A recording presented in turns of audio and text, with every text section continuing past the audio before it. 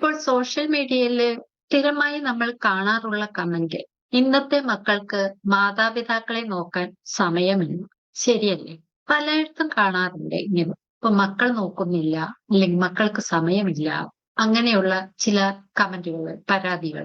വിദേശത്ത് പോയാൽ പിന്നെ തിരിഞ്ഞു നോക്കില്ല, പഠിപ്പിച്ചതിനും വളർത്തിയതിനും നന്ദി പോലുമില്ല, ഇത്തരം കമന്റുകൾ. പക്ഷേ ഒരു നിമിഷം നമ്മൾ മറുവശം ചിന്തിച്ചിട്ടുണ്ടോ? ശരിക്കും പ്രശ്നം മക്കളാണോ? അതോ നമ്മൾ അറിയാതെ അവരുടെ തലയിൽ വച്ചുകൊടുത്ത സാമ്പത്തിക ഭാരമാണ്? ഞാൻ Jayashree Govindan, financial clarity coach, founder of wealth mastery hub. ഇന്ന് ഞാൻ പറയാൻ പോകുന്നത് മക്കളെ കുറ്റപ്പെടുത്തുന്ന വീഡിയോ അല്ല, മാതാപിതാക്കളെ കുറ്റപ്പെടുത്തുന്ന വീഡിയോയും അല്ല. രണ്ട് തലമുറകളെയും സംരക്ഷിക്കുന്ന ഫിനാൻഷ്യൽ പ്ലാനിങ്ങിനെ കുറിച്ചാണ് ഞാൻ സംസാരിക്കുന്നത്. ഒരു സാധാരണ മലയാളി കുടുംബം. അച്ഛന് സർക്കാർ ജോലി, അമ്മ വീട്ടമ്മ, ഒരേ ഒരു മകൻ. മകന്റെ സ്വപ്നം വിദേശത്ത് ഹയർ സ്റ്റഡീസ്. അച്ഛന്റെയും അമ്മയുടെയും സ്വപ്നം നമ്മുടെ മകൻ നല്ല നിലയിൽ എത്തണം. അവരെന്ത് ചെയ്യും? അതുവരെയുള്ള സേവിങ്സ്, FD പൊട്ടിച്ചു, സ്വർണം പണയം വെച്ചു, പോരാതെ 10-35 ലക്ഷം രൂപയുടെ ലോണും എടുത്തു, എഡ്യൂക്കേഷൻ ലോൺ. അതുമായി കുട്ടിയെ വിദേശത്തേക്ക് വിടുന്നു.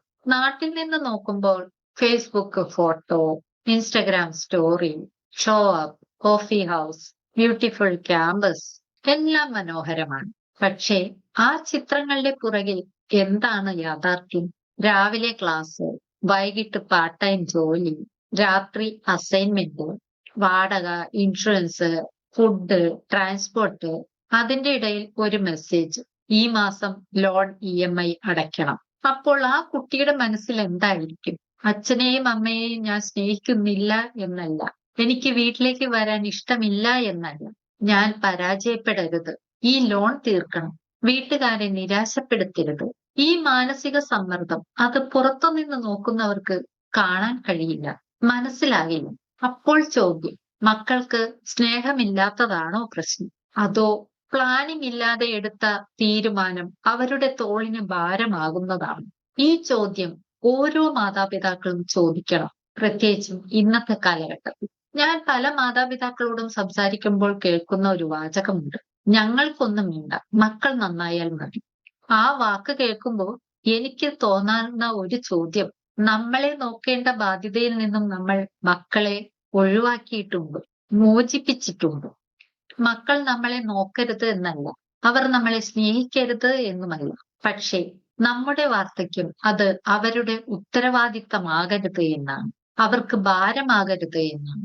അതാണ് ഫിനാൻഷ്യൽ പ്ലാനിംഗ് എന്ന് പറയുന്നത്. ഇന്ന് പല കുടുംബങ്ങളും ചെയ്യുന്ന 5 തെറ്റുകൾ. 1, സ്വന്തം റിട്ടയർമെന്റ് പ്ലാനിംഗ് ഇല്ല. 2, എമർജൻസി ഫണ്ട് ഇല്ല. 3, ആവശ്യത്തിനുള്ള ഹെൽത്ത് കെയർ പ്രൊട്ടക്ഷൻ ഇല്ല. 4, എഡ്യൂക്കേഷൻ ലോൺ മുഴുവൻ കുട്ടിയുടെ ഭാവിയിൽ കെട്ടിവെക്കുന്നു. 5, മകൻ സമ്പാദിച്ചാൽ എല്ലാം ശരിയാകുമെന്ന പ്രതീക്ഷയും. മക്കളെ വിദേശത്തേക്ക് അയക്കരുത് എന്നല്ല ഞാൻ പറയുന്നത്, അവരെ അയക്കണം, അവർ വളരണം, അവർ ലോകം കാണണം. പക്ഷേ അതിനു മുന്നേ ഒരു ഫിനാൻഷ്യൽ പ്ലാനിംഗ് ഉണ്ടാകണം. Education plan, retirement plan, emergency fund, health protection. ഇവ 4ഉമില്ലാതെ വിദേശ പഠനത്തിന് പോകരുത്. അല്ലെങ്കിൽ വീട്ടിലുള്ളവർക്ക്, കുട്ടികൾക്ക് വളരെയധികം മാനസിക സമ്മർദ്ദമുണ്ടാക്കും. ഒരു ദിവസം നിങ്ങളുടെ മകൻ വിദേശത്ത് നിന്ന് വിളിച്ചു പറയുകയാണ്, അമ്മേ, ഇപ്പോൾ നാട്ടിലേക്ക് വരാൻ സാധിക്കില്ല, ജോലി തിരക്കാണ്. നമ്മൾ വിചാരിക്കും ഇവൻ ആകെ മാറിപ്പോയി. പക്ഷേ അവൻ ശരിക്കും മാറിയതാണോ? അതോ അവന്റെ ജീവിതത്തിലെ ബാധ്യതകൾ അവനെ മാറ്റിയതാണോ? സുഹൃത്തുക്കളെ, നമ്മളുടെ മക്കൾ നമ്മളെ സ്നേഹിക്കില്ലേ? തീർച്ചയായും സ്നേഹിക്കും. നമ്മളെ സഹായിക്കില്ലേ? തീർച്ചയായും അവസരം കിട്ടിയാൽ അവർ സഹായിക്കും. പക്ഷേ നമ്മുടെ ജീവിതം അവരെ ആശ്രയിച്ച് ജീവിക്കേണ്ടതായി മാറ്റാതിരിക്കുക, അങ്ങനത്തെ ഒരവസ്ഥ ഉണ്ടാക്കാതിരിക്കുക, അതാണ് യഥാർത്ഥ ഫിനാൻഷ്യൽ പ്ലാൻ. ഓർമ്മിക്കൂ, സമ്പത്ത് എന്ന് പറയുന്നത് മക്കൾക്ക് കൊടുക്കേണ്ട പണമല്ല, അവർക്ക് കൊടുക്കേണ്ട സ്വാതന്ത്ര്യമാണ്.